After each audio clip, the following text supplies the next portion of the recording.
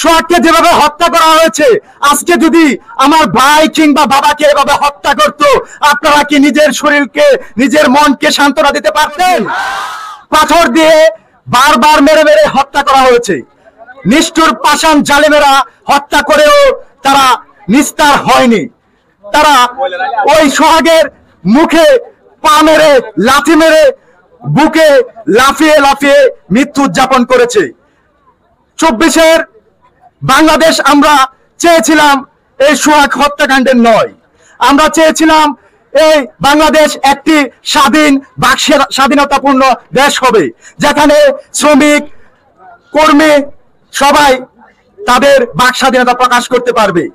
চাঁদাবাদের জন্য এই বাংলাদেশের সাধারণ জনগণ এবং আপামর ছাত্র জনতা তাদের ডাক দেয়নি। সোহাগকে যেভাবে হত্যা করা হয়েছে, আজকে যদি আমার ভাই কিংবা বাবাকে এভাবে হত্যা করত, আপনারা কি নিজের শরীরকে নিজের মনকে সান্ত্বনা দিতে পারতেন?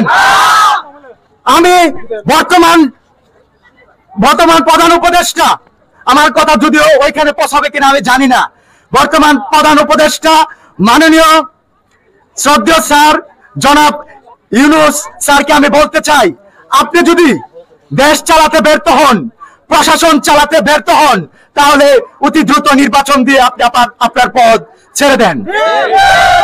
তা না হলে বাংলার প্রতিটা ইউনিভার্সিটি থেকে, বাংলার প্রতিটা আনাচে কানাচে, পথে ঘাটে, পথে প্রান্তরে সকল আপামর জনতা আমাদের আজকের যে সোহাগ ভাইকে হত্যা করা হয়েছে, এমন কোন জঘন্য অপরাধ যদি ভবিষ্যতে বাংলার ময়দানে কেউ করতে চায়, সে হোক জামাত, হোক বিএনপি, হোক ফ্যাসিস্ট আওয়ামী লীগ অথবা এনসিপি অথবা অন্যান্য নিবন্ধিত রাজনৈতিক দল, সেটা আমাদের মতো সাধারণ ছাত্রবৃন্দ এবং সাধারণ জনগণ বরদাস্ত করবে না।